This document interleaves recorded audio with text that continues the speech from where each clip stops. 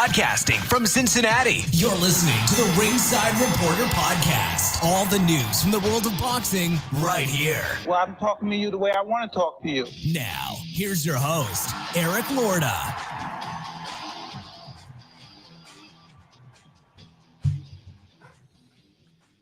Happy New Year, and we are live. Welcome to the Ringside Reporter show, where we talk about the latest boxing news. If it's related to boxing, we're going to talk about it right here. My name is Eric Lorta, and I'm here with my co-host, Joe Habib, and we got a great show for you today. And if you guys want to call and ask questions, 323-870-3857. And tonight, we're going to talk about who's next for Tyson Fury, because it looks like that water is getting a little bit murky over there. So I don't know who's next. I don't know, but we'll talk about it. We'll see what's happening. First, we're going to get started with the best, Beeb. This was the best pay-per-view of the year so far. Would you agree with that? No. Wow. But it wasn't a bad There's no other pay-per-views this year. It's 2022. There'll be more. Hasn't even been a pay-per-view. It's the best pay-per-view so far, right? Oh, that's rough, man. Oh, so far. Well, you just laid an egg on him, man. That's again, cold-blooded. it's the only pay-per-view. You're a cold fish, my man. Corny, that's man. messed up. It's corny. You're a cold fish, man. It's the moment of truth. Moment of truth. Oh my God. I can't wait to watch Cobra Kai. I can't believe you guys got a binged shirt? without me. You got a shirt? Yeah, Cobra Kai, son. I gotta get one of those. You gotta get that shirt. Where'd you get that? Online somewhere. I don't know if I got it from Amazon or what, man. But yeah, you got to check it out. I'm gonna Google. I'm gonna try to do a have Brian send you one, man. I was about to say Brian. I'm sure Brian likes sending you clothes. He likes dressing you up, man. Brian and Jesse need to hook me up, man. Yeah, they like dressing you up. You know what I'm saying? Yeah, everybody likes. They like dolling you up. You know what I mean? Everyone likes doing things for the beat, man. He's a good guy, man. He deserves it. He's a good guy. He deserves it. Notorious said Brian brought Eric the shirt. You know what it all boils down to is I just think you're jealous. It is. It's your envy. It's your envy. Absolutely. Just seeping through. Beeb envy. Beeb envy is what we call it. Absolutely. You hit the nail right on the head as usual. All right, let's talk about this pay-per-view, my man. Fox pay-per-view, Louis Ortiz versus Charles Martin. Ortiz TKOs Charles Martin in the 6th round. Listen, man, it was a pretty entertaining fight. It was, I didn't expect much out of it, man. Charles Martin floored Ortiz in the 1st and the 4th round. Ortiz used his jab to kind of get back in the fight, caught Martin in the 6th. Do you see Martin when he went down to cut his hand in the ropes and just like tied himself up? Yeah, it was kind of. It was weird, crazy. right? It was bizarre, yeah. I've never seen that happen. It was weird. Yeah. Very bizarre. Right, I gotta be honest, man. I was actually more impressed with Martin in this fight. I thought he was gonna get run over. I didn't think Ortiz really looked that good, to be honest with you. He looked vulnerable at spots, right? He's getting outboxed. He was down. Yeah, he did. He really did. He did not look, to me, he did not look good. And let me ask you this. The punches that knocked him down, again, I wasn't being hit by them. I'm sure they hurt, but they didn't look exceptionally explosive or sharp enough to knock a fighter down. And again, like I said, probably would have knocked me down. Right. I mean, listen, man, we're not in there, obviously. I get what you're saying. We're not in there. That jab did not look exceptionally snappy. And that first round knockdown didn't look that great. So you have to question Ortiz. Is there too many miles on that odometer? And not to mention, what is he, 50 years old? I mean, they say he's 50, but realistically, I mean, you look at that guy. What do they bill his age at? 42. He just, to me, he's the most shot out 42-year-old I've ever seen in my life, man. Come on. Think about this. Think about this. Let me just say this. Okay, first of all, he's got no gray hairs. Number one. He's got no hair, does he? No, he's got hair. He's got a nice. He's got a nice cut. He's got. He's got a nice cut. He's got no gray hairs, right? He's got more than I can say. More than I can say. I'll tell you He's got no wrinkles, right? Have you seen his face? I just don't think he looks like it's suffering from erosion. What are you talking about? I'm gonna be honest with you. I don't think he looks more than 45. Oh, come on, dude. How old are you? I am 48. All right, he's looks a couple years younger than you. Oh, how dare you? Wow, that was cold. He doesn't look that old though, man. To me, he looks about 45. He looks like he's 50, son. Who looks older, Ortiz? Who looks older, Ortiz or me? Be honest. Oh, Ortiz. Are you kidding me? Ortiz looks older. Okay. Absolutely. I need this fucking compliments. I love it. Are we having trouble with the sound here? Tommy M said, what's happened to the sound? I don't know. I think we're okay. I don't know. Should be okay. Yeah. All right. Anywho, yeah, man. So where does Ortiz go from here, man? Do you think, I mean, so he's ranked in the top 10, bro. Yeah, he's going to get another shot at somebody. You know what I mean? He's going to get another shot at somebody. But like, he'll be a mandatory for somebody at some point. Man, I don't know. He looked rough. He looked rough the other night, man. And Charles Martin, I mean, listen, he looked better than I'm used to seeing him, but you know, I'd rather see Charles Martin fight somebody with the upper echelon of the heavyweights than Ortiz, but I don't know. Gotta give Charles Martin credit because he overexceeded my expectations. I think his performance was not bad. It seemed like he had a great game plan. He was boxing very well from the outside. He looked quick, but sloppy. But he wasn't really getting a lot of leverage on these shots. Is it just me, or does he look sloppy when he fights? He has a tendency to throw a lot of arm punches. It doesn't always snap the punches, and doesn't turn his body into the shots. Doesn't sit down on the shots. You know. He looks very. I don't want to insult the guy, but he looks very uncoordinated at times when he's boxing. Very amateurish, I think. Almost like he hadn't learned the basics. And I know he knows the basics. You don't get to his level and not know the basics, okay? Yeah. But I don't know if it was if it gets to be fatigue, he gets comfortable in there, what? But he's not, to me, he's not as tight as he should be on his shots. He's not as tight as he should be on his mechanics, movement, etc. But but he looked good for as long as the fight lasted, man. He got caught, and anybody can get caught. It's heavyweights. It is what it is, you know. So but overall, good fight, man. Let me ask you a question, Beeb, because you paid for this fight, even though we did an intervention and everything like that with you, and you chose the pay-per-view, and we all disowned you for a couple of days. Yeah. But was the pay-per-view worth it? $40?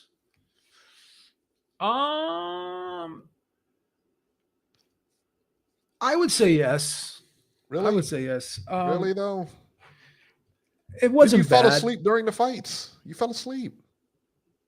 How good could it have been? I DVR them because I have a hard time staying up late at night, bro. I have a hard time, like.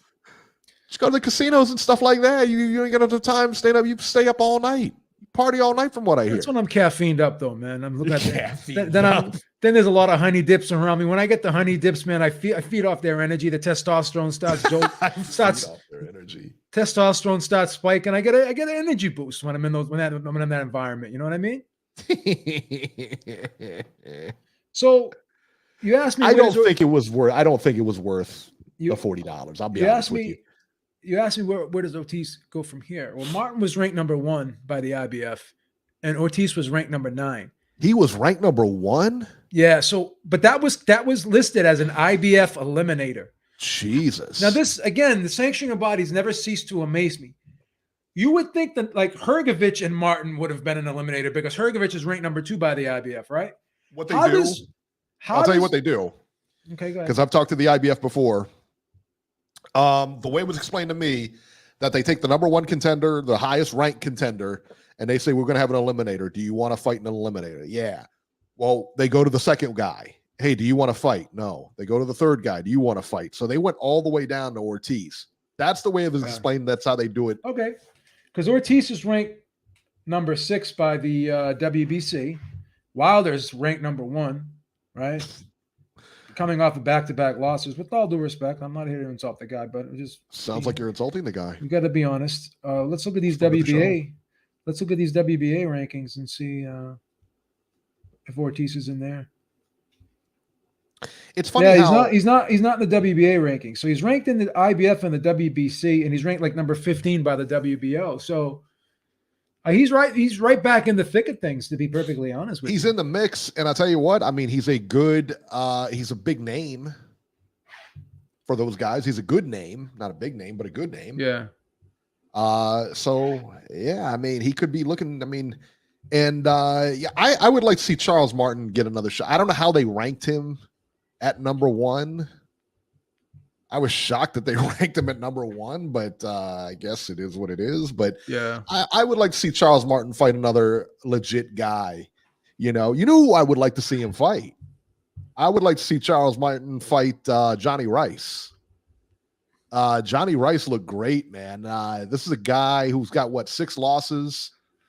You know, I mean, the guy that got 6 losses, right? He comes out, turns everything around, because this is in a time where, you know, if you have a loss, your career is washed. You know what I mean? Like, oh no, the guy sucks. He's got a loss already. He's got 2 losses. This guy's got 6 losses.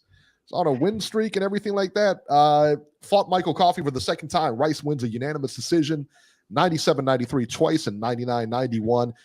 It was a good win for Rice, man, and he just seems to be getting better. He really does. His confidence, solid. But yeah, his confidence. That's it. Coffey looks so much slower than him, and just he did not look good. He did not look good. Looked befuddled in there. He looked very slow. Couldn't get off. Didn't look like he had a. Didn't look like he really knew what he wanted to do in there. He had a hard time figuring Rice out. You know, Rice has a way of throwing like punches, but he's a hard guy to read in there. It's hard to pick up on this guy's rhythm because he's just so herky jerky. He's constantly, you know, moving and slipping and sliding, and you just can't time when those shots are coming out. At least, you know, those are the worst guys. Yeah, he's a worst. He's a very crafty guy. You know, very crafty. May not be the greatest athlete in the world or the most explosive guy in the world or any of that, but there's a method to his madness. He's very savvy in there. Yeah. You know, and you know yourself from being in the gym and stuff like that, the herky jerky guys, I mean, like, you can time speed, you can time a lot of things, but when they're like that, it's hard to time. When their shoulders are moving, when they're, you know, they're jittery, it's just, they're hard to time, man. When a guy stops and starts, you can get a feel for when he's starting and when he's going to stop and reset. When a guy's constantly moving and blah, blah, blah, you know, like you don't know what he's going to do. You're just trying to time all that movement, right? It's constant. So yeah, I mean, that's the thing, man. It's like it's a constant motion. I mean, it's just a hard thing to figure out. Really tough style, really tough to deal with. You know, and even like the fighters that are just really quick, with just fast hands and fast jabs and everything like that. You know, even that is like, it's tough, you know, but not like this. This is a different kind of thing. Yeah, it's a whole different animal. Yeah, absolutely. Tommy M says, let's go Bearcats. How dare you? The Bearcats, Alabama squeaked by the Bearcats in this national title playoff. They barely beat. I don't know if you watched it or whatever, but the refs completely cost the Bearcats the game. So it is what it is. You know, you got to win some. I guess you got to lose some. And I think they were favored. I think Alabama was favored, but they barely got past us. So I don't know. Yeah. All right. Frank Sanchez versus Carlos Negron. Sanchez wins a unanimous decision over Negron. Let me tell you about Sanchez here, Beeb. Sanchez is the most boring fighter I've seen in a long time. He doesn't do a thing for me, man. I would rather watch him watch a fight than to watch him fight. He's terrible. He really is. Yeah, man. Not a fan-friendly style. No. Reminds me of a heavyweight version of Guillermo Rigondeaux. I wouldn't even go that far because he's not. He's completely. At least Rigondeaux was. You learn from him. You go watch him, and you're like, wow, this guy really has a lot of talent. He has flashes of excitement in certain fights that he's been in, and that Donaire fight was very entertaining. It's like Sanchez just fights no sense of urgency at all. Like no, I don't know. He's like in cruise control. He's very defensive minded. Doesn't throw a lot, doesn't land a lot, just very defensive minded. He's got a lot of work to do, to me anyway, before he actually gets into the upper echelon and ready for a title shot and everything like that. Because as a promoter, how do you promote this guy? Nobody's going to want to see. This guy is a tough sell. And then how do you get people for him? How do you get opponents for him? Yeah. It's a tough sell. It's definitely a tough sell. It just is what it is. Do you remember a fighter by the name of Marty Jakubowski? Yes. He's the one that fought Chavez. He was like a welterweight or a junior. Under 40 pounder, correct. 140 junior welter. And when he fought Chavez, I think he was like 60-0. And he had like maybe 10 or 15 knockouts on his resume. Yes. And you watch him, he was a good fighter. I mean, he's very, very talented, but he had no pop at all. He was just looking to hit and move, hit and move, hit and move. Yeah. Reminds me a lot of Sanchez in a way but Sanchez is a heavyweight version of that. And he doesn't throw as many punches. He's not as exciting. There's a lot of downside to this guy, man. And as I mentioned, this Marty Jakubowski was 60-0. Nobody had heard of this guy. Yeah. So there you go. Notorious VC said it best. Sanchez is really bad TV. I get you. Absolutely. Gerald Washington versus Ali Demirezen. Demirezen gets the TKO over Washington in the 8th round. Now, Washington's corner stopped the fight here. Might have been a little early, but that is what it is. He wasn't going to win it anyway. Victor Faust versus Iago Kaladze. Faust scored a second-round TKO in a back-and-forth fight. Both fighters had been knocked down multiple times. Ref stopped it in the second round. So there you go. Salute to everybody in the chat. Welcome to a brand new year here. So I appreciate everybody coming out on a Monday. Now we'll return to our normal time Sunday next week. But I was at the football game yesterday. I was at the Bengals game. So by the time we got back, there was like 64,000 people there. So by the time with traffic and everything got back, it was like it was late. So yeah, you didn't have time to come back. No. Let's go to the upcoming fights here. January 7th from Orlando. I believe this is Friday on Showtime. This is like their Showbox series or whatever. Luis Nunez versus Carlos Arrieta, 10 rounds lightweights. Ali Ismailov versus Israel Dufus. Is it Doofus? It can't be Duffus. It's got to be Duffus, right? It can't be Doofus. I just refuse to say that. I mean, it's disrespectful. Okay. Light heavyweights. Those are 10 rounds light heavyweights. Starling Castillo versus Atar Arancion, 8 rounds lightweights. And there you go. So not a whole lot of big names on there, but up-and-comers. They're always good up-and-comers. And what do they say? Like most of the people that are on that show box end up with titles. Yeah. They end up with title shots. They're always pretty good, So there you go. There's a fight in Denmark with that nobody knows. I mean, nobody knows anybody on there. So I'm not even going to go over that. Looking ahead, the next couple of weeks from now, January 15th, Joe Smith versus Callum Johnson. I love that fight, by the way. Yes, it's a good fight. I love that fight, by the way. That's amazing. Let's see what else here. January 22nd, Gary Russell versus Mark Magsayo. So Gary Russell will be making his yearly appearance. And Chris Eubank Jr. on January 29th versus Liam Williams. Also Clarissa Shields on that card versus Emma Kozin. So Shields fighting. Savannah Marshall, interestingly enough, is also on that undercard. So it looks like they're going to try to make that. That fight is in Wales, South Cardiff, Wales. Wow. Or Cardiff, Wales, excuse me. And they're still advertising that fight. Now check this out. So they're still advertising the fight for Junior Makabu and Basio Mchunu for January 29th in Warren, Ohio. Now I've called the Packard Music Hall for tickets for that because it's in Warren, Ohio. If it's in Ohio, I figure I'll go, right? Called about tickets. They said tickets have not gone on sale yet. Guys, it's January 3rd. Typically, tickets are on sale by now. And I was talking to the guy at Packard Music Hall. He said I think they're going to see what kind of response they get before they actually. So this might not even happen. So that's what I'm wondering. So this whole thing might not even happen.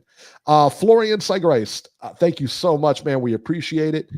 He says, Happy New Year, guys. Wishing you and your families all the best in 2022. Yeah. Shout out from Switzerland. Thank you so much, my man. I haven't seen him in a long time. Yeah. Look, nice to see you, brother. Absolutely, man. I hope your New Year went well. I hope your holidays went well. Exactly. Thank you so much, brother. All right, guys. Remember to hit the like button. Hit the like button if you're in the chat watching us, or if you come across us after the live show, man. Just make sure to hit the like button. Subscribe to the channel, man. Nobody's going to force you to watch it, but if you subscribe, it really helps us out and all that other good stuff. So we'd appreciate it. If you haven't subscribed, subscribe to us. And again, doesn't cost anything. But since we're on the subject of cost, Beeb, all right, this helps you out tremendously. This helps us out tremendously too. But it's all about you. It's all about our audience and what we can do for you. All right. Talking about Manscaped, Beeb. It's a brand new year. What are you doing? Where's your Manscaped gear? You Manscaped up before the show, right? Oh, there it is. Oh, look at that. He had it ready, son. He had it ready. When I went to the massage parlor this was Saturday, man. How? I was all ready to go, man. Whoa. I was all shaved up, man.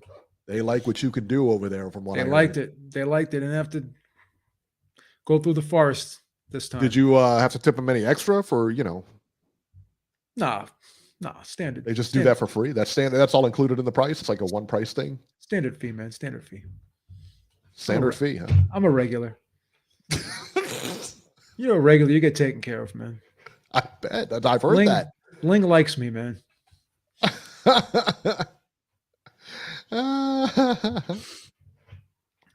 All right. Did you say Ling likes you? Yeah. What's the matter with you? Stop it. What's wrong with you? Exciting news from our friends at Manscaped. They just launched their 4th generation performance package. The ultimate package includes the Lawnmower 4.0. You heard that right, the 4.0. Manscaped, the leaders in male grooming, have done it again to make your grooming game next level. Join the 2 million men worldwide who trust Manscaped with the new Performance Package 4.0 by going to manscaped.com for 20% off plus free shipping with the code Ringside Reporter. The Performance Package 4.0 by Manscaped has arrived, and man, was it worth the wait. Inside this package, you'll find the Lawnmower 4.0 trimmer, Weed Whacker ear and nose hair trimmer, Crop Preserver deodorant, Crop Reviver toner, Performance briefs, and a travel bag to hold all the goodies. The new Performance Package 4.0 includes the Lawnmower 4.0. This trimmer, Beeb, is insane. We both have one. It's the greatest trimmer ever, no? Yeah. It's got to be, right? The 4th generation trimmer features a cutting-edge ceramic blade to reduce grooming accidents thanks to their advanced skin-safe technology. The Lawnmower 4.0 has a 7,000 RPM motor, a new multifunction on and off switch, and can engage a travel lock, and gives you the ability to turn the 4000K LED spotlight on and off when needed for a more precise shave. Did I mention this trimmer is waterproof too? You thought that was good, but you want to take your grooming game even further to the next level. The Performance Package 4.0 also includes the Weed Whacker. The Weed Whacker is also waterproof and uses a 9,000 RPM motor, powered 360-degree rotary dual blade system. This nose and ear hair trimmer provides proprietary skin-safe technology, which helps prevent nicks and snags. Seal the deal with Manscaped's liquid formulations, their Crop Preserver deodorant before leaving the house, and Crop Reviver toner for a mid-game check. Manscaped even threw in the 2 free gifts to their performance package, the Manscaped Boxers and Shed Travel Bag. Bring your comfort and boxers to another level. Get 20% off plus free shipping with the code Ringside Reporter at manscaped.com. That's 20% off, free shipping with the code Ringside Reporter, one word, at manscaped.com. Your balls have been through enough this year. Treat them with the best tools. There you go. All right. Let's get back to it, babe. And also, guys, too, man, remember, man, go get that stuff. Go get the Manscaped. You don't have to buy the performance package. You don't have to any of that, but you get their stuff is really good. And we've given it out. Everybody loves it. We've used it ourselves. We've given it as gifts. Everybody loves it. Yeah, a lot of compliments on that stuff. Yeah, it's amazing. It really is. A lot of positive really feedback. Stuff. Yeah, absolutely. All right, let's go to the phones. We got Ringside Robert. Ringside, you're up. Hello, guys. How are you? Happy New Year. Happy New Year, Robert. Happy New Year, Robbie. And glad you're putting some respect on Beeb's name. Or on Robbie's name. Thank you for your victory. Go ahead. Thank you for your victory yesterday over Kansas City. I appreciate that. That's right. That's what we do here in Cincinnati, baby. Did you watch the Bearcats in that national championship, that semifinal? No, I did not. Because Eric, I knew it was going to be a blowout, and it was. It was 27-6. It was okay. Well, let me just tell you this. It was a lot closer than the score indicated. Number one, and number two, the referees in that game were awful. They cost us the game. They cost us at least 3 or 4 touchdowns. Okay.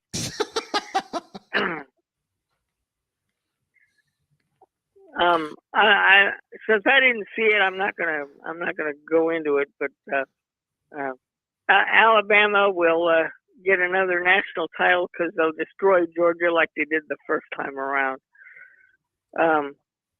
But let me tell you, I also bought the pay-per-view, and I thought it was well worth the $40. But I will tell you a few things. I think Luis Ortiz's legs are shot, and I think if he gets in there with anybody with any kind of significant punching power, and they hit him, he's going to stay down. Martin was able to hit him, but he wasn't able to keep him down. Do you think he should find something else to do? Undefeated. No, he'll find something else to do when he loses to a bigger name opponent.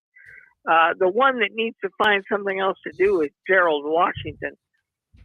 He's done. He has no business continuing to fight. Oh, that's not right. He looked absolutely awful. And let me tell you about Frank Sanchez. Frank Sanchez looked awful in this fight, but the last fight when he fought F.A. Ajagba, he looked outstanding. So I don't know what that says about Ajagba or what that says about Sanchez. But I expected Frank to show up and look a lot better than what he did. He looked horrible. And especially when you put him in a co-main event, he did not look good at all. But hey, for $40, I'm not going to complain. However, when they charge double for the Keith Thurman pay-per-view, I'm not going to buy that because that ain't going to be worth it. Mario Barrios is moved up to 147, and he had difficulty competing at 140. I think that's a walk in the park for Keith Thurman. And that's unfortunate because Keith has been out of the ring for 31 months. The last time he was in the ring was July of 2019 when he lost to Manny Pacquiao. So this fight ain't going to show a whole lot about Keith Thurman. So I think we're going to have to wait on Keith Thurman until he gets in with somebody better also. But I advise people right now, do not reserve your spot for February 5th because that will be a waste of cash. I thought the $40 was a waste of cash. I got to be honest. I mean, that was a fight. That was a main event. Now, the main event turned out to be okay, but that was a fight that I might not even watched if it was on Fox. You know what I mean? Well, you probably waited till it came on. You probably waited till it came on YouTube, Eric. I know you. Yeah, but, I did. You know, it is what it is. Yeah, but I mean, was that really a pay-per-view worthy fight? No, not really. But you know what? I'm going to support promoters when they give us discounts on pay-per-views. When they charge, $75, $80, and I don't think it's worth it, I'm not going to buy it. But when they're nice enough to give us discounts, I'm going to support them. Well, was that really a discount? Well, I knew they couldn't sell that. Yeah, it was. No, they don't. No, it wasn't. They couldn't sell that fight at $80. Nobody's No, going to pay $80 but, you for know that what? fight. That fight should have been on pay-per-view, period. No, I agree, Eric. But if they're going to make it, if they're going to put more fights on pay-per-view, lower the price. More people will buy them. But They're not, though. The reason it was low is because there was 2 no names on there. And I say no names because they're not casual. Nobody casual knows these 2 guys. No, this was a hardcore boxing person. This was not made for casual. They're all made for casuals, Robert. They all want to have casuals on there. That's what drives the pay-per-views. Well, you think 1 million hardcores get together? There's not 1 million hardcores out there. Well, here's the thing. I talked about this afternoon in my video. That was a good video, by the way. Let me just jump in here real quick, Beeb. And I hate to cut you off, but Beeb did a video this afternoon. Beeb is like the master of coming up with topics. You know, here we kind of stick to the format and everything, but Beeb comes out with great topics all the time during the week and everything like that. If you guys didn't listen to his show this afternoon, guys, go listen to it. It's definitely worth the follow. Definitely worth the watch, man. Good stuff, Yeah. Beeb. I'm sorry to cut you off. So these fights aren't on pay-per-view because they want them to be on pay-per-view. They're on pay-per-view because of necessity. They have no choice but to put them on pay-per-view, because in order to pay these guys, the network like Showtime or Fox, whatever, they're looking at these fights and they're saying, well, so and so wants this amount of money, so and so wants that amount of money. We're not gonna pay that amount of money for this fight. So this is what we'll give you, and you put it on pay-per-view. We don't want to give up the slot, right? Because we don't have the advertising. We can't get the advertising revenue for this fight that we need, because we don't think we'll make any money on this fight. So what they do is they'll use their pay-per-view arm, right? Fox pay-per-view, and that way it costs them less money, right? So that there's less financial burden on the network, and then they're putting the financial burden on the promoter, right? Because Luis Ortiz was guaranteed $500,000, Charles Martin was guaranteed $300,000, right? And they got 50-50 split on the pay-per-view, right? So this puts the network in a situation where the network has their budget, and they're saying to themselves, we're not gonna spend a lot of money on these fights. We're not going to invest our time slot and our advertisement revenue. We're not going to be able to get the advertisement spots, whatever. If we put it on regular Fox, we'll end up losing money here. So we put the financial burden on the promoter, and that's why these fights are on pay-per-view, because they can't get the date from Fox. Fox won't give them the date. Showtime can't afford to give them the date, right? They can't afford to give them the slots, right? Because their budget went dry towards the end of the year. So that's why they had to put them on pay-per-view, because once again, less of a financial burden for the network, right? So the network is skimping on PBC right now, Fox and Showtime. They're not looking. What is the percentage, Beeb, that they get to keep on that pay-per-view? Because clearly they can't keep all of it. No. It's not split down that middle. So now, I know the company takes 50%. I get that, but as far as the fighters go, it's not 50% anymore. The cable companies get 40%. Okay. Right. And after that, once that 40% is gone, then the fighters split the rest of it. So say that was $40, that pay-per-view, right? I would guess, how many pay-per-view buys you think that did? 60. Oh. So 60. No, I would say it did over 100,000. Dude, you're crazy. Let's say it did 100,000. That's 4 million. So that's 4 million, right? Figure 50% of that, 2 million goes to cable. Well, they're gonna get 60% of that. The fighters will get 60% of that, because only 40 goes to the cable companies now. It used to be more, but not as much now, from what I was told. Right? So the fighters are gonna split 60% of that, right? So that's Fox. King KO says Fox has got to get their cut too. That's true. No, they don't. They put up the guarantees. Fox is basically, the way that the deal is structured, Fox is giving them money. They have a budget, right? So Fox may not make money, but how do they make money?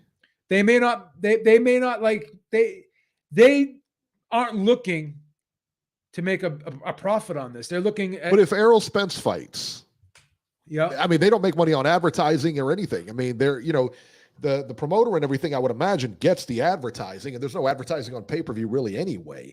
no. But how do they don't get a cut? I would say like the boxers I would think that the boxers, once they get their cut of the money, like the promoters and everything, or once the cable company takes their money, the boxers, Well, I would think have to take a percentage of that pay-per-view gate. Here's the thing. Fox is getting the money from the sponsors, and they're not getting advertisement, but they're sponsorships and stuff like that. They're getting their money from the gate and all of that, right? That's the promoters get their money from the gate, no? The Fox gets a percentage of that. So Fox will get I think Fox gets 10% of that, if I'm not mistaken. I think Fox doesn't get 40%. I don't think that's a little bit too high, I think. The cable companies get 40%, right? Yeah. Fox gets like 10%. When did they change it to 40%? I know it was 50%. Yeah. Actually, someone like I think D-Style was telling me that they changed it because he used to work for Dish. Yeah. So I think Fox gets 10% of that, if I'm not mistaken. And I think no, you're right. The promoter gets the live gate. You're correct. So 40% goes to the cable. So then you take another 10 and that goes to the cable company. So Fox, we get 240,000. All right. So subtract 240,000 from that 2.4 with that 2.4 million, whatever. What did I say? 240,000, 240. So the fighters will split roughly like 2,160,000. So divide that by 50. Lil Penny says, and I don't know how accurate. He said the Fox gets 40%. I get you. They don't get 40%. That's right. No, but what he's saying is 60% of it goes to the boxers, which would make sense to me. Whether it's accurate or not, I don't know. No, you have to pay the cable provider. No, once the cable provider takes, we're talking about the cable provider's already taken that. So you got 2 million to divvy up because you did 100,000 buys, theoretically did 100,000 buys. You take that, say the 50%, that's 2 million. Now you have 2 million to play with. Okay. Yeah, but Fox does have to get a portion of that pay-per-view as well. Because so maybe they get like 10, 60%. They get like 10% of that. Yeah. So 60%, because you got to think that the promoter, they're not going to do all this for free, but I don't know. If that did 100,000 pay-per-view buys, both fighters would end up getting roughly $1 million in pay-per-view revenue. Probably less than that. Probably a little bit less, but yeah, right around there. Well, didn't I hear a rumor, guys, that Fox was eventually going to get out of the PVC deal eventually? I mean, they're still there. I can't imagine that they're happy with the stuff that's getting put on. That much I can tell you. I can't imagine. Because how many networks, Eric, the reason why I bring this up, how many networks will put fight cards both on Christmas Day, on regular Fox, and then New Year's Day on pay-per-view? I would imagine. Let's talk about that for a minute. We completely trashed that idea on Christmas Day because we saw the gate there. I don't know how many people were actually at the event live, but it wasn't many. I can tell you that because they couldn't even hide that on the screen when you're showing it. Tons of empty seats. Can I jump in? Yes, go ahead, please. The standard breakdown as far as money is concerned is a 10%, like I said, 10% fee off the top for the distributor. And it says 45 for the cable and the promoter. Okay. And so basically 55 gets taken out of there. So the fighters are essentially getting 45% of what's left over. Would you do me a huge favor, Beeb? Can you send me that link, please? Sure. Thank you so much.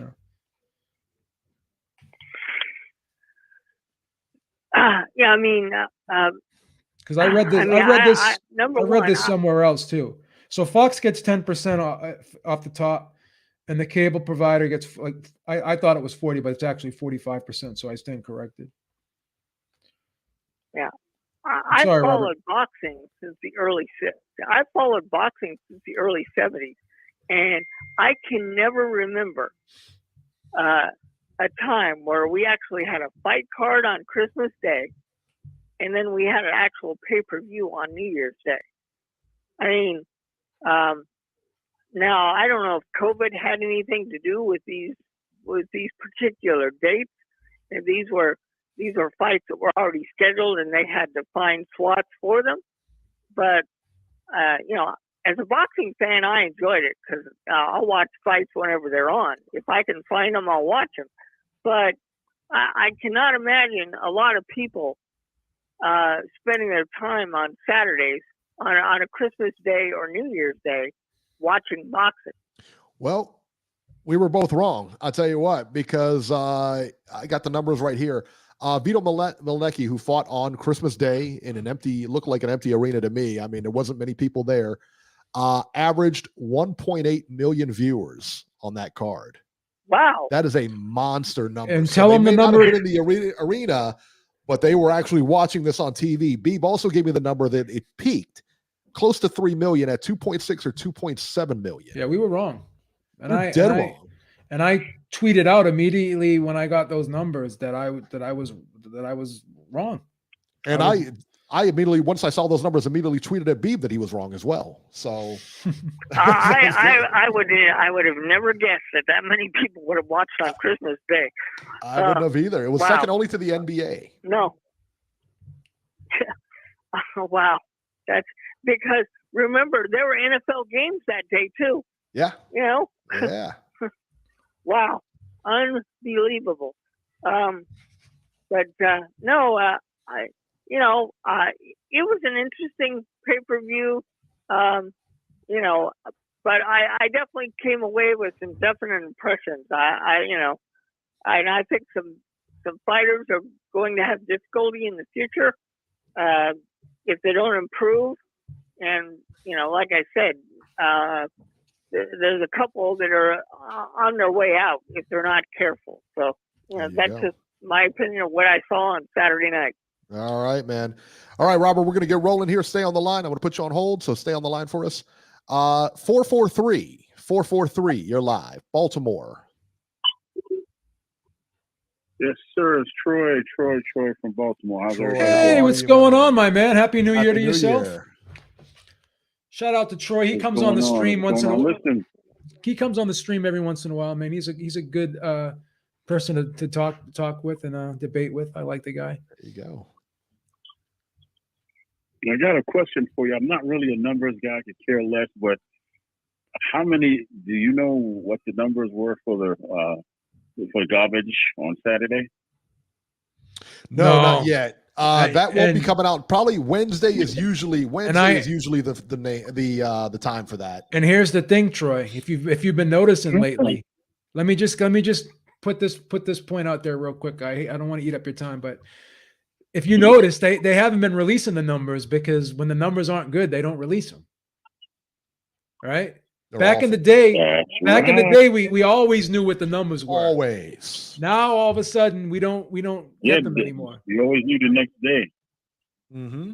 Now, I want to talk to the other gentleman with the headphones on. All right? Yes. Can you hear me? Yes. Do you know who Mike McCollum is? Mike McCollum, the body snatcher. Yeah. Oh shit. Okay. Oh shit.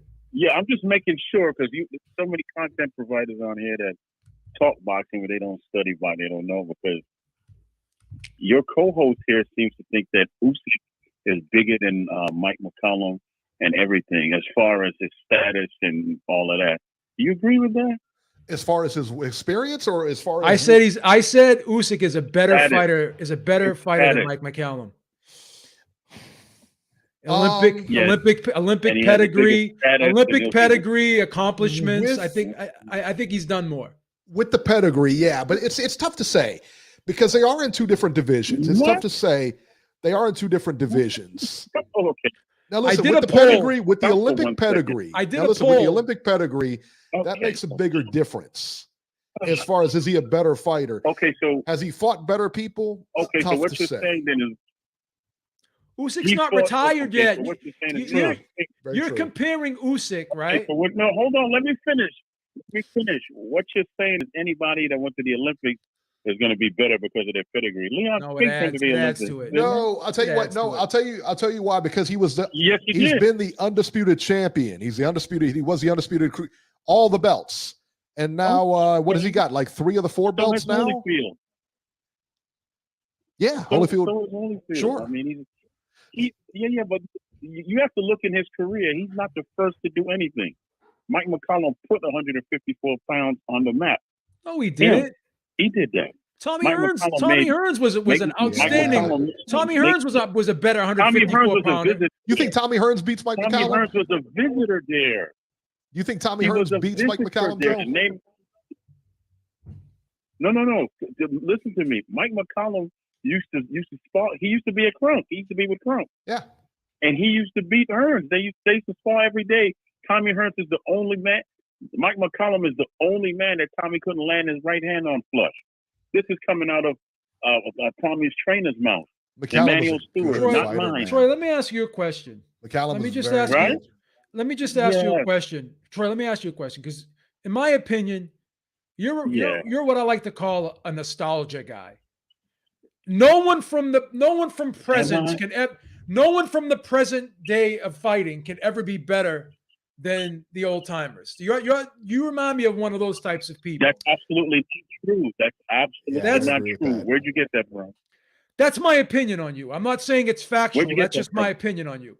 Exactly. Provide That's me your evidence. opinion. It's Provide wrong. me evidence. It's 2 left feet. All right, It's wrong as 2 left feet. provide me evidence that I'm wrong. Name one fighter in recent years that you think is better than an old timer. Why don't you give me an old timer's name and we'll go from there. All right, so let me Go ask ahead. you this. Yeah, Let me ask you this. it'll be better. Yeah. So I believe, in my opinion, right? I just need a name, partner. Please, just give me a name, please. All right, Usyk and McCallum. You think McCallum's better, right? I know. Do you think? 2 different weights, though, guys. Well, let's try to get 2 guys in the same weight class. Okay. Yes, please. 2 guys in the same weight class. See, now this is where it's tough. This is where I may have to agree with you that it's tough. Now, in my opinion, let me ask you this. Do you think Tyson Fury, this is great. Do you think Tyson Fury would beat Joe Frazier?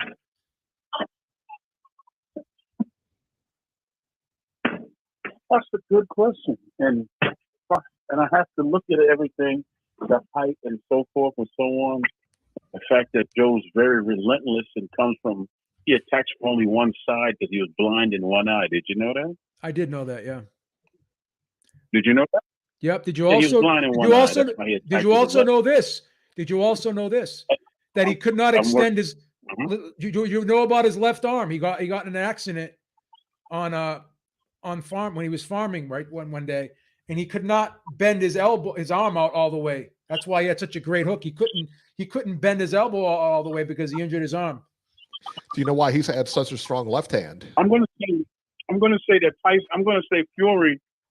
If he would just box him, then he would win. So do you think he would box him? But so? Do you he's going to go through it. Joe's relentless. Do you think Tyson Fury is a more talented fighter than Joe Frazier, all around skill wise? Could he do more things?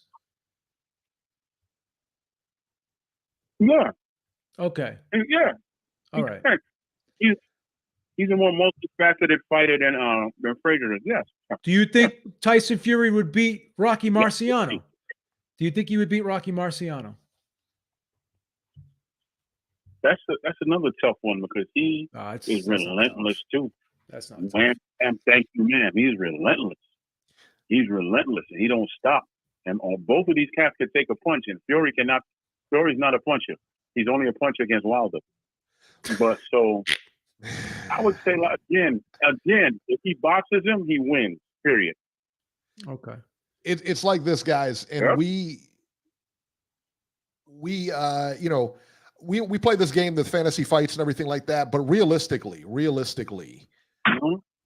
there's no fighter from the past that would beat a fighter from the present. It's just that simple. Well, here's where I disagree with you. Stronger and faster as time goes on. You said there's no fighter from the past that beat a fighter from the present? No. There's only one division. There's two divisions where I think that the old timers were in my opinion, there's two divisions that I think really stand out for the guys in the 70s and 80s. Welterweight and middleweight. Okay. I think Ray Leonard. I think Ray Leonard would beat Keith Thurman. He would beat Errol Spence. Ray Leonard would even beat everybody in this era. He doesn't beat anybody from this era. Yes, he doesn't. He doesn't. You don't think he beats Errol Spence? Ray Leonard doesn't beat anybody from this era? Guys. Oh my God. You're not hearing me, guys. Listen to me what I'm saying. Oh my, no, because you're not saying anything. You're not listening. Athletes are bigger, stronger, and faster than they were back then. He was 5'10". Stronger, I've been hearing that faster. Can I say something?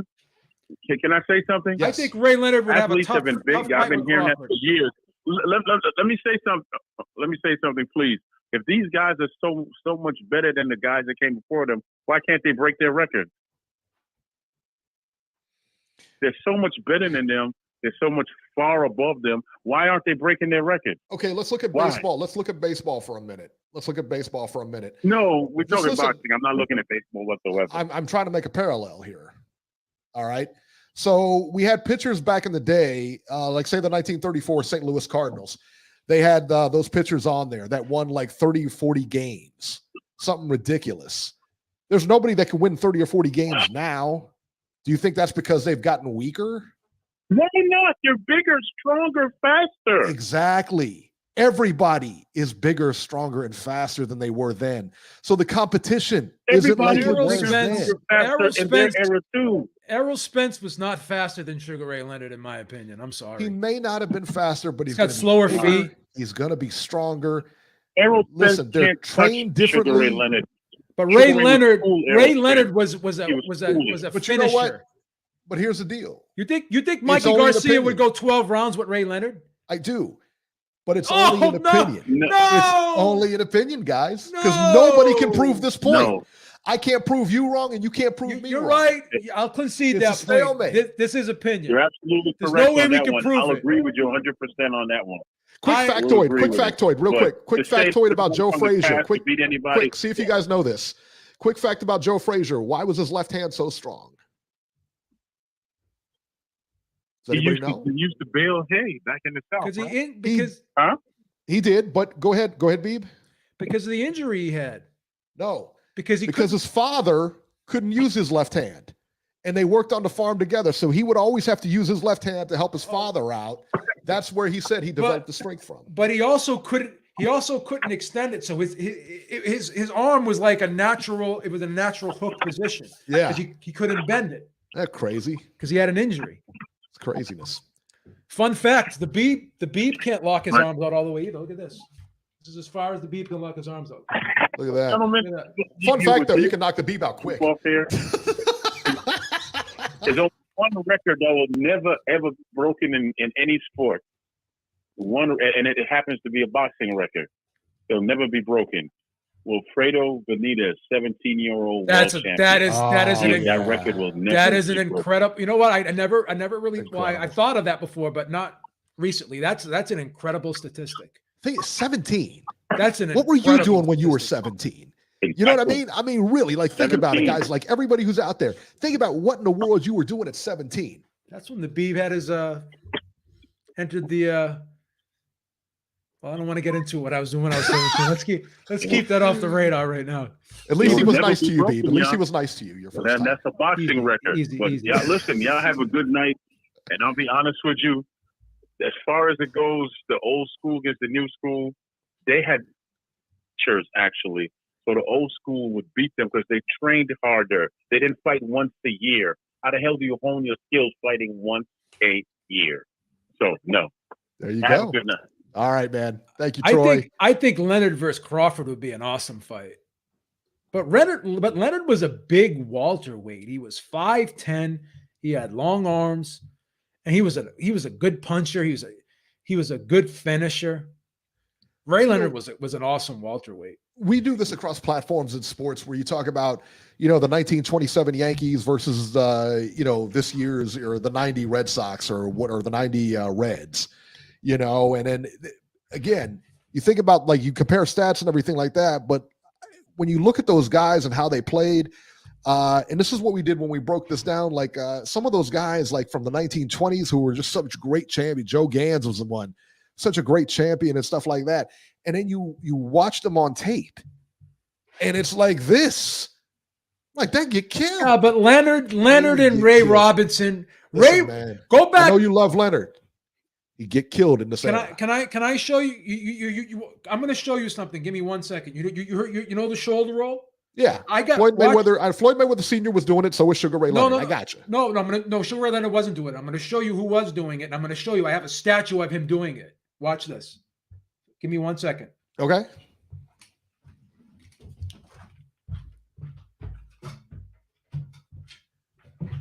Robinson, Haplotype says Robinson beats any welterweight in the last 12 years. I'm assuming he means Sugar Ray Robinson.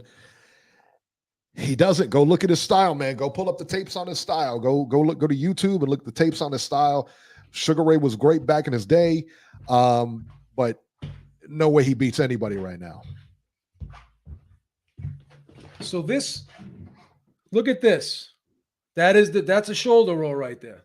See that? And that's taken from an actual, footage of the fight. Someone gave me this. Look at this. That's cool. I like that. Same thing. That's James Toney right there. That's how James Toney fights. And what do they both have in common? James Toney. What do they both have in common? They're both mid. This is a Midwest thing. A lot of Kronks fighters do this. A lot of guys do that. Yeah. Lennox Lewis started doing this when he worked with Emmanuel Stewart, keeping that hand right in the middle. See where the backhand is? I know you're not a big fan of this, but you know why this hand is low? Because this hand is right up in front of the face. So this hand can move both ways. It's like a windshield wiper. It goes like this, then it goes like that, or it can go like that. Right? And let me tell you too what that style does. It's very effective with a jab. Believe it or not, because your body is turned and your jab gets there, and it's hard to measure distance on that thing. If you're fighting a guy like that, it's hard to measure that distance because it's deceptive. Because here's the thing. Most fighters are used to the jab coming out straight, right?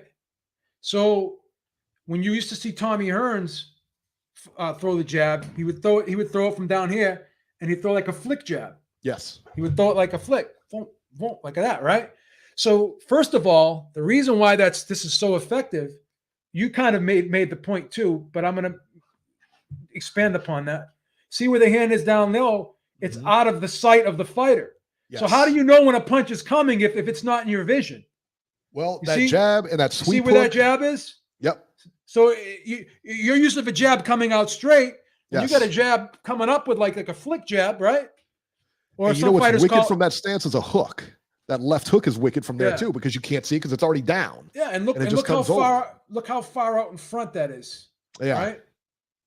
So this is where a lot of fighters patent their style off of. To my knowledge, he was one of the first guys to perfect that style. Look at it. Who, Tony? No, this is Sugar Ray Robinson. I thought you were talking about James Toney. But James Toney, Sugar Ray Robinson. James Toney, you mentioned James Toney. James Toney. Look at his stance, and James Toney's stance is exactly the same. Bernard Hopkins' stance is very similar to that. Floyd Mayweather's stance is very similar to that. So this is what I'm trying to say. These guys got this. This is a Midwest thing, right? Mm-hmm. This is a Midwest thing.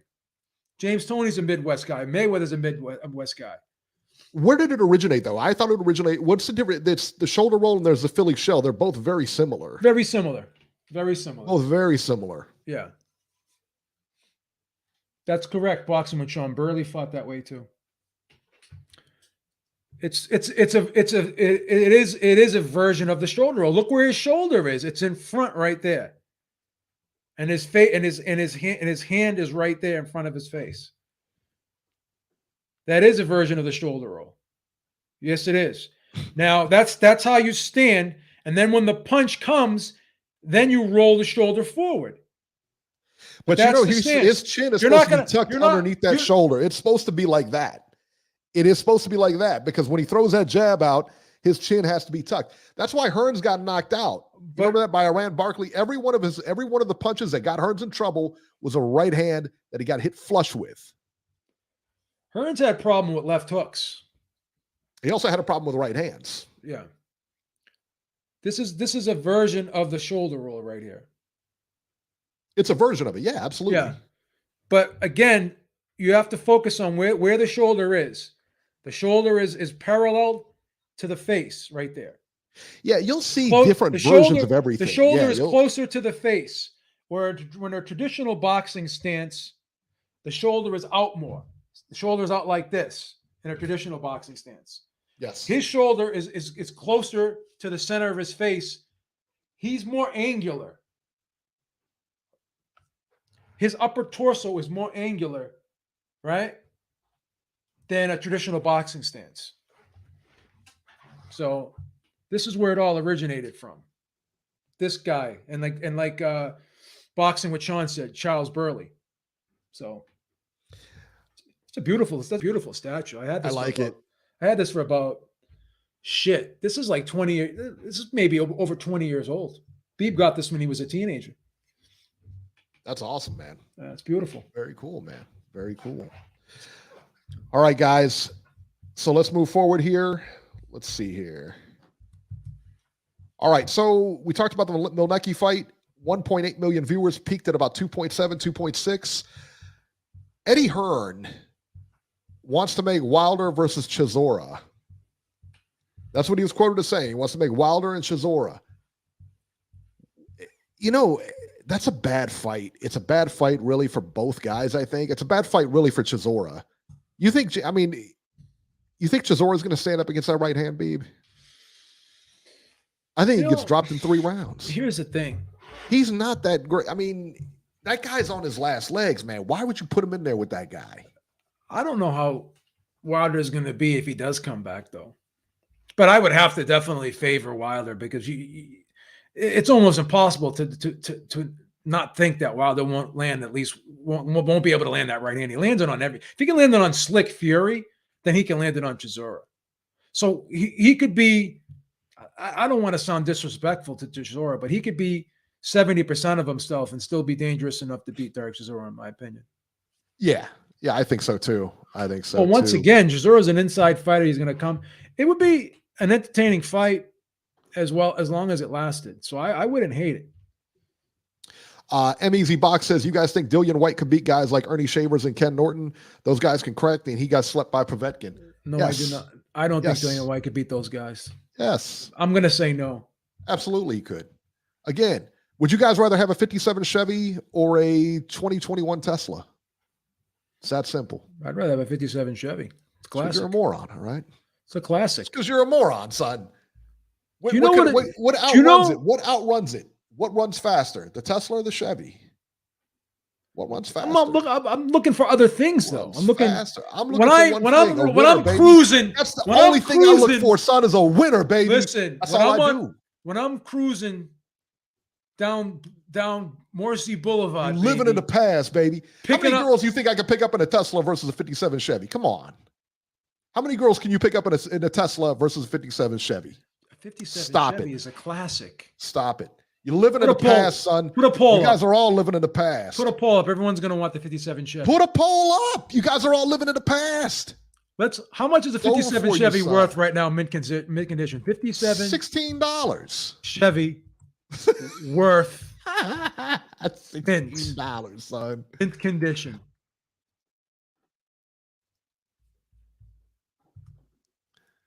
$47.99. Okay.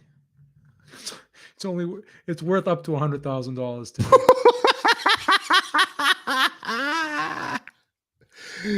And let me tell you, you get what you pay for. But let me ask you this. All cars depreciate at a horrible rate, right? Substantial rate, right? So that Maybe. car is 64 years old and it's worth $100,000. How much will a Tesla be worth in 64 years? How much will a 2021 Tesla be worth in 64 years? How much will that depreciate? Girls don't like Teslas. I don't know how he knows that, but hey, it is what it is, you know. Haplotype is a G. He is a pimp daddy.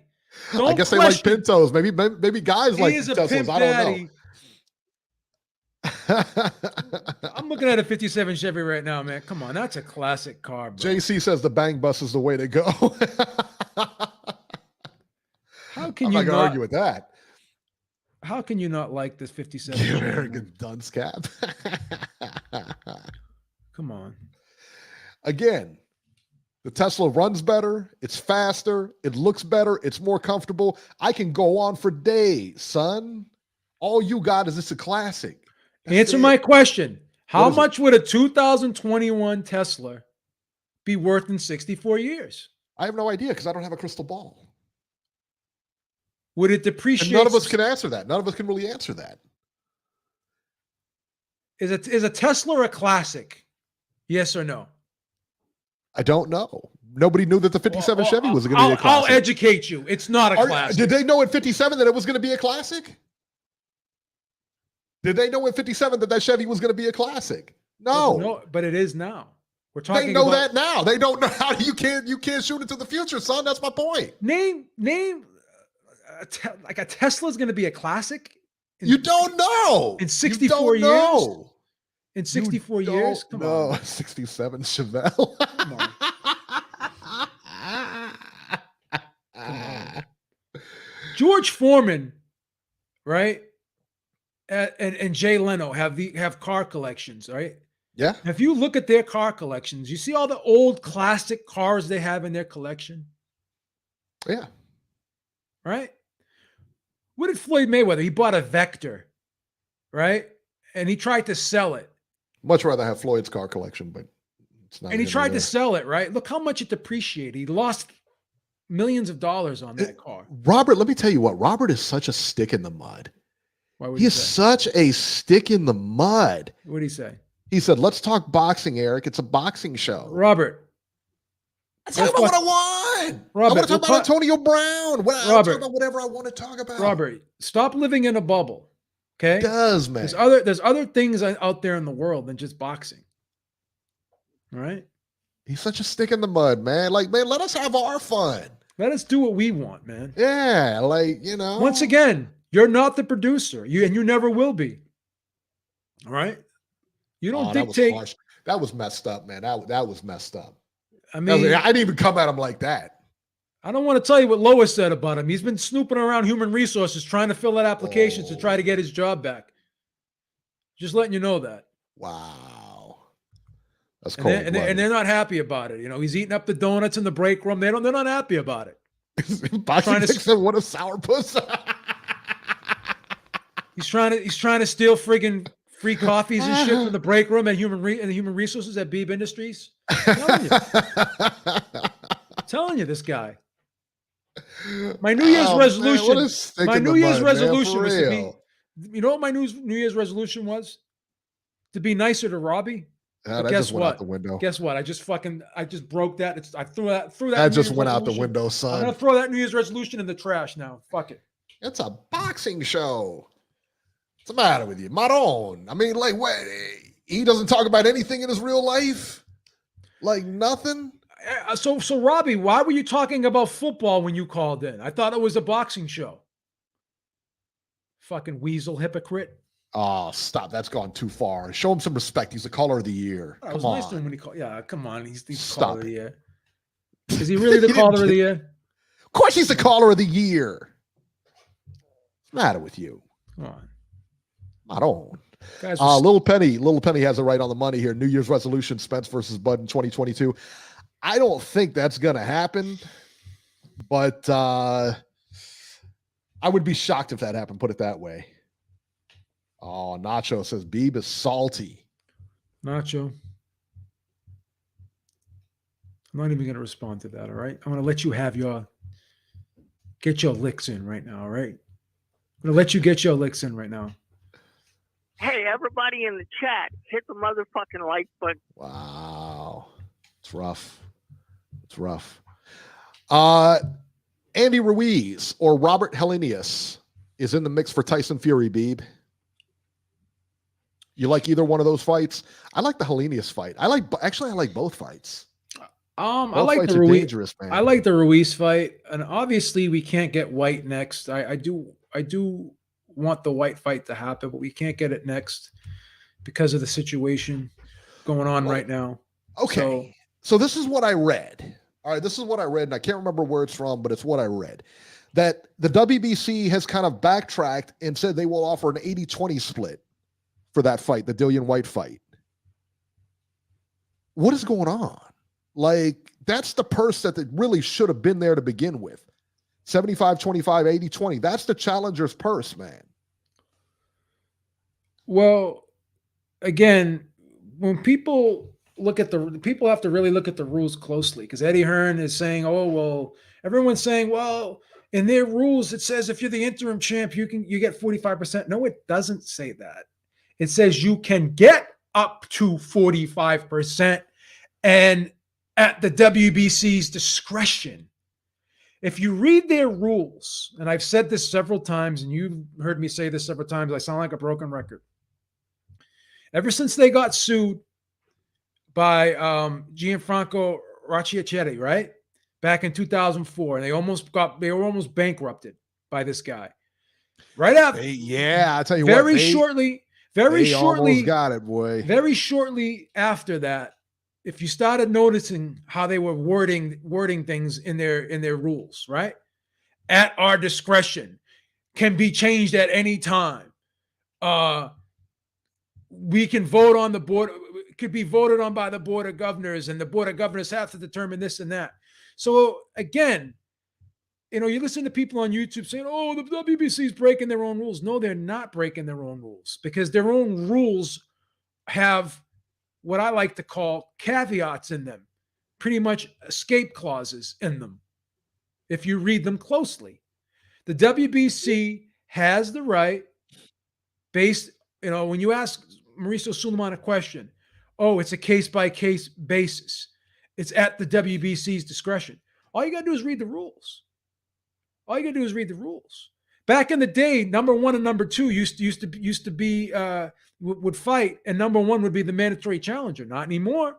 It's at the WBC's discretion. That's why you have guys who are ranked number 5 becoming mandatories. Back in the day, that never used to happen, because once again, the WBC changed up the rules. And why do they do that? Because if they could make a better, bigger money fight, a more lucrative fight, that's it. Then that's all they care about. WBC is only concerned about the WBC, right? And again, they're not going to do Dillian White any favors after all the shit he talked about them. And again, I'm not defending the WBC. I don't think they're right here.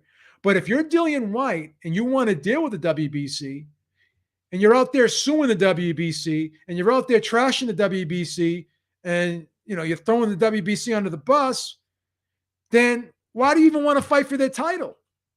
Why didn't you fight for Joshua when you got offered that fight, right? Why didn't you were ranked number 1 by the WBO?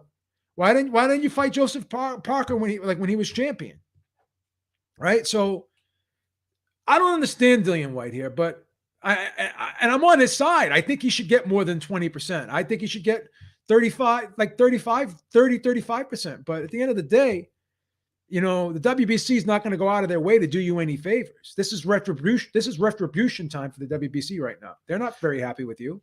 I would agree with that. 100%. I would agree with that. Right. Francis Ngannou, the UFC heavyweight, the current UFC heavyweight champion, Francis Ngannou, says he wants to make a crossover to boxing. Says he wants to face Wilder or Fury. I'll be honest, I don't think he wants either. Everybody's trying to hop on this bandwagon with the money and everything like that. Listen, man, he's got a fight coming up. What is it, the 22nd or 29th? It's one of those. And he's fighting that guy, Cyril Gane, I think it is. That guy, he's going to win that fight. I think Cyril's going to win that fight, man. Do you think that, as long as he's under contract with the UFC, he's not getting that fight? This is his last fight on UFC contract, which is why he's talking reckless. Do you think that he actually gets that fight? Like a Wilder or a Fury? No, I do not. Really? I don't think that Wilder or Fury. I don't think Wilder would fight him. Fury may do it. I mean, is there money to be made? I mean, Francis Ngannou. I mean, is he? MMA is bigger than boxing right now. I would agree. Is he really a household name? He's not a Conor McGregor. I don't know. He's not a Khabib, right? Conor McGregor. Yeah. He's not a Khabib. John Jones. He's not a John Chael Jones. Sonnen, none of those. Is he even a Daniel? I don't think he's a Daniel Cormier either, right? I don't think so. I mean, I know a lot of people know him, but I don't know. Corey Lee, thank you so much. He said, salute Eric and Beebs as boxing. Boxing is a business first. I agree with that. I do agree with that. But I don't know. I don't know if that fight, is there money to really be made in that fight? Yeah, I don't think he's as big as other fights out there. He's not like a marquee. He's not like one of those guys like Conor McGregor and John, like we just mentioned, John Jones, Chael Sonnen. Right. Yeah. It's not on that status, in my opinion. George St. Pierre, that was a guy who I would have loved to have seen get a boxing match. St. Pierre? Yeah. St. Pierre is very good. Yeah. Very good. He's a very aggressive, entertaining guy. From this day, you'll be my new fool. 508, you're live. Georgie, long time no hear. How you been? Hey, yo! What's happening, people? What's going on, man? I heard you guys give me some type of credibility to the WBC Mafia. No, I'm not giving them credibility. Me. I'm just telling you how they operate, bro. That's all. What type of angle you trying to dignify these motherfuckers' existence, bro? No one's dignifying anything, man. You just gotta tell them. We gotta tell you what. We gotta tell you what they do and why they do it.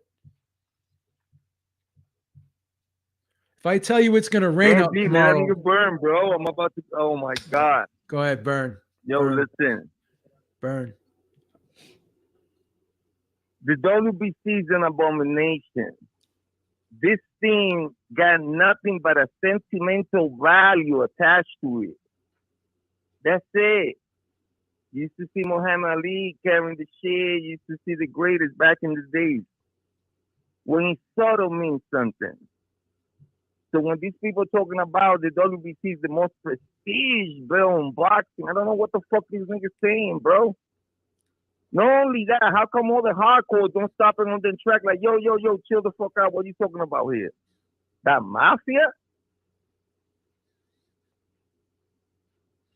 What we saying here, B? Because I don't get it. I just don't understand how could you even talk to these people like you put them on some type of fucking credible position. Like they got the right to do what? What you mean? I think you're misinterpreting what I'm saying. Yo. You're misinterpreting what I'm saying. If their rules are written a certain way, I don't agree with the way their rules are written.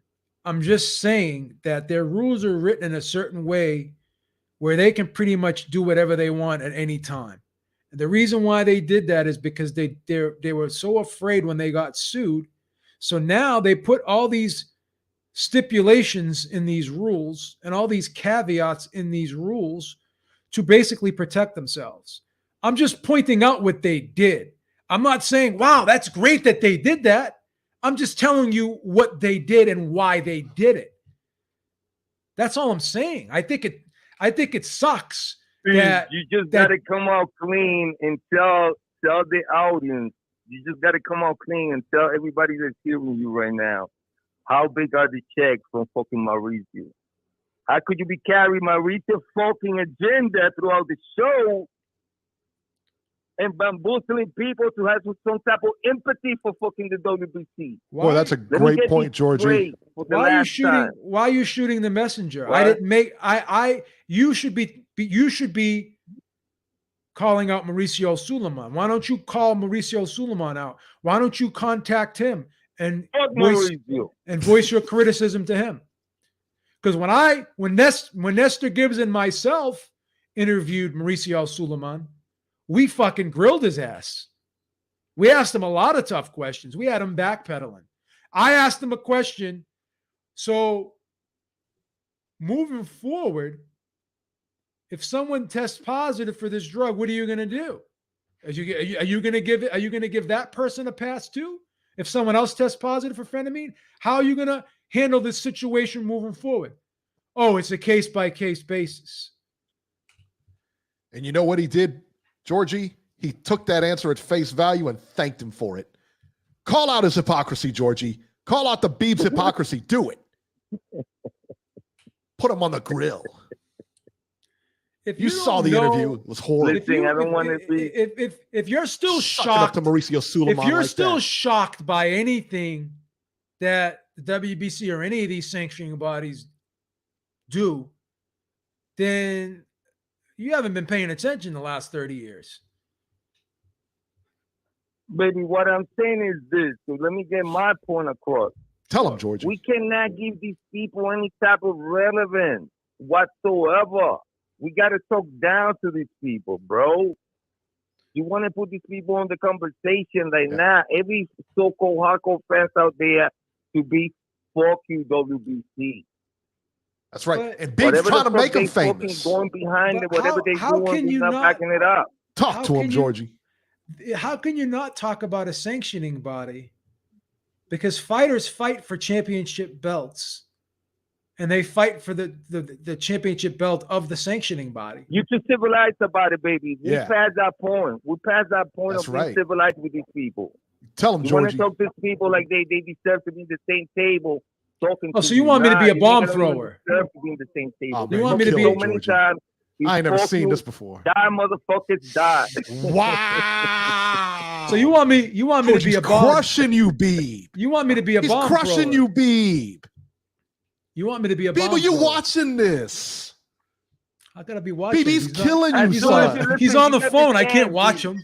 What are you talking about? I'm watching the monitor. I'm watching you get. I gotta step in. I gotta step in. I ain't never seen Beeb on the ropes like this, man. I'm getting ready to throw the towel. This is child's play, kid. You're in a privileged position to interview these people. Okay. And you pay reverence to these people like everybody else. Yeah, you sure did too. Let too. them know that you mad at them right from the gate. We all you cannot have no civil conversation with somebody that is deceiving all the time. So you want me Lies when I'm you haven't seen it. You want me when I'm interviewing you done Mauricio bowed Suleiman, down to the man, son. You want me to just we all watched you. You want me to just cuss him out? That's what you want me to do. That's going to be a good interview. Listening to the Beeb just cuss out Mauricio Suleiman. No, you just got to start the conversation like this. A good point to start the conversation will be, Mr. Suleiman, after decades of this conglomerate of France combatants that so-called the WBC, had you have any motherfucking self of righteousness on your fucking body to turn this ball around? Whoa. From the gate. From the gate, no boost and the sugar cutting, straight to the fucking point. I got to step in. That's the problem. Georgie, man, I got to step in, just massage the monster. The monster going to eat you, baby. It's over, man. I got to step in here, Georgie. Georgie, I can't let you any more damage go on, man. That's wave it off. I'm gonna wave it off, Georgie. That was rough, man. Okay. My gosh. Listen, everybody out there, support the channel, donate, thumbs up, shout out to the UK, the USA. I'm out. Georgie. Oh, that was a beat down. Sorry, I should have stepped in sooner, Beeb, and you know what? I apologize to you. I apologize to you because I should have stepped in early, man. I apologize, man. I'm sorry. I didn't mean to let you down like that. It just, wow. He was just throwing so fast and so furious, man. I couldn't even get in. We'd be all right, man. Live to fight another day. You know what I'm saying? 8:04.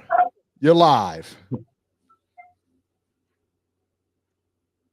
Hey, fellas, what's going on today, y'all? Corey. How y'all doing today? Happy New Year. Happy New Year, Mr. Lee. Happy New Year, fellas. How y'all doing today? Mr. Lee, are you ready? Y'all have a good time, man. Y'all having a good New Year? Yeah, it was good. man. We always have a good time here over at Beeb Industries. Oh, okay. Yeah, man, I wanted to call, man, because of the subject we're talking about, man. The WBC is just, I mean, the more we talk about it, man, you gotta think, man. The WBC is pretty much writing their own ship. They're doing whatever they want to do. I didn't know anything about them getting sued or whatever in 2004. But man, it sounded like they covered their ass after that. It damn sure does sound like that. So, I mean, some of those, like I was reading stuff on the franchise belt. Even that sounded kind of bizarre. I did discretion and they got all of these different belts. The only thing I don't like about the WBC is how you can win a belt, but then somebody else can have be classified the same champion after you won the belt. You know what I mean? So I was just like, that just threw me for a loop right there. I've never seen any other organization do that. Not saying they haven't, but I'm just saying I've never seen another organization do that. When another champion became champion, later they made another champion. You know what I mean? So it's like I've never seen that in the same organization, and it's just the more I think about the WBC, the more holes that I see in their facility, in their sanctioning body. It's just bad, man. It's bad news, man. Superman, man, to me, it just doesn't look like it's 100% authentic. You know what I mean? Like there's just some gray areas. But, hey, as long as Floyd Mayweather keeps promoting it and keeps going to the expos and keeps, saying the WBC this and WBC that, the WBC ain't going nowhere, man. The WBC ain't going no fucking way. Let's be honest, This is our sport that we love called boxing. We know it's fucked up. You know what I mean? We know it's fucked up royally. You know what I mean? But it's just like, what do we do about it? The only thing we can do about this is be hardcore fans and say what we can say on our platform. Does that mean it's going to change? Be drilling him and Ness drilling him. Does that mean it's going to change? Fuck no. It's bigger than us. But it's just like at the same time, are we going to just sit there and not say anything at all? My personal opinion about the whole situation is I think it's good that we're saying something about it because, I'm pretty sure a lot of people in the that's listening didn't know a whole lot about this. You know what I mean? And didn't know how many loopholes that the WBC actually had in it. You know what I mean? They got loopholes in their belt. They got loopholes in fighting for the belt. They got loopholes, man. They got loopholes all through there, man. Loopholes for the loopholes, man. If they were, They got loopholes for the loopholes. Yeah, man. It's just one of those things, man. That's just what the WBC is. And moving forward, you guys, I'm not a fan of the WBC, man. The things that they're doing right now, I just think that it's not good for the sport, man. We want to clean up the sport. We want people to not do drugs. We want people to fight that are clean. And, the WBC is almost like, well, we'll give Canelo a pass, but we won't give this Luis Ortiz a pass or whatever like that. You know what I mean? So it's just like, damn if you do, damn if you don't. And I feel like they're contradicting the fuck out of themselves every time they speak. Because it's like, you let Canelo buy on certain things. Like yesterday I did a live and people are still bringing up the meat situation, even though I try to explain what happened. And Canelo, to my recollection, y'all, maybe I'm wrong, but to my recollection, has Canelo tested positive after the whole meat situation? Well, no, but here's the thing too. Canelo did a hair test right? And a hair test can detect what was in your system. I don't know, a long time prior to the test, right? You can go back a long time. Yeah. And the hair test revealed that it was true that the level of clenbuterol in the system was comparable to that of meat contamination, right? There was the amount was so small, right? That was revealed by the hair follicle test that it pretty much validated what he said. You know, they were able there, and even Victor Conte came out and said, yeah, he thinks that the Canelo story of the meat contamination was correct based on what he heard, based on the results of the hair follicle test. So no, he hasn't tested positive since then, and the hair follicle test kind of to some degree, not in everyone's opinion, but in a lot of the hair follicle test pretty much validated what he said in terms of the meat contamination. What about in your opinion? How do you feel about how does Eric and B view Canelo as a clean fighter or a non-clean fighter? I think he's a clean fighter. He popped, like I said, he popped for clenbuterol. He was suspended. He did his time, and I didn't hear that he took a hair follicle test. I mean, I trust Beeb on the situation. He knows if that's the case and it was consistent with meat contamination, because those go back. Those go back a number of months, right? Yeah, those go back a long time, like 6 to 8 months. Yeah. Yeah. So there you go. I mean, if that's the case, and that's the case, he's fine. All right. Yeah, and one thing I just wanted to talk about, there's in 2 weeks, Joe Smith and Colin Johnson fighting. Mm-hmm. They're fighting for the WBO lightweight title, heavyweight title. I think for Canelo Alvarez to fight Arthur Beterbiev, I feel like if Joe Smith wins, he's an ESPN top-ranked fighter. So is Arthur Beterbiev. I feel like if he wins, then they're going to get the Arthur Beterbiev versus Joe Smith, which I think Arthur Beterbiev is going to. It's not going to be an easy fight, but I just think that Arthur Beterbiev is going to beat Joe Smith. Joe Smith has a very powerful punch, and we've seen Arthur Beterbiev get dropped before. But I think stylistically, Arthur Beterbiev is all wrong for Joe Smith. Joe Smith has limited amateur experience. Arthur Beterbiev has over 400 fights. I think that'll help him push through. And I just think that he'll win. So that being said, that'll be 3 belts that Bob Arum will hold for Canelo Alvarez to fight over there on ESPN. And I think that he'll take it. I think that him and I'm pretty sure Eddie Hearn might try to coach him or something like that, if possible. But if not, Canelo and his manager, Eddie Reynoso and stuff like that, I think they can work something out with Top Rank where he could fight Arthur Beterbiev next. He says he wants to, possibly be undisputed at 175 as well. That's the easiest way to do it. I think that the winner of Joe Smith, Colin Johnson, he would fight another ESPN fighter in Arthur Beterbiev, which Arthur Beterbiev I feel like will win. And then that'll be 3 belts that one person will hold in the next, I'd say, 4 months, 3-4 months, hopefully, God willing. And I just think that, I truly believe, you heard it here first, you guys. I'm picking Arthur Beterbiev over Canelo, man. Straight up. Nothing wrong with that. I don't think there's anything wrong with that, yeah. Yeah, and I really think that Arthur Beterbiev has the tools to beat him. Stylistically, he's a very, very hard puncher. All of those punches that Caleb Plant was hitting on Canelo, it's going to be a whole different ball game when they're coming at light heavyweight. Not only light heavyweight, Arthur Beterbiev has I'm going to end the call after this, but Arthur Beterbiev has almost a cheat code. He won, I believe the Pan Am at heavyweight, over 200 pounds in the amateurs. Arthur Beterbiev did beat world-class athletes, and he can actually shrink his body down to 175. That's why I don't know how much longer he can make it. He had problems on the last time when he weighed in, when he just fought.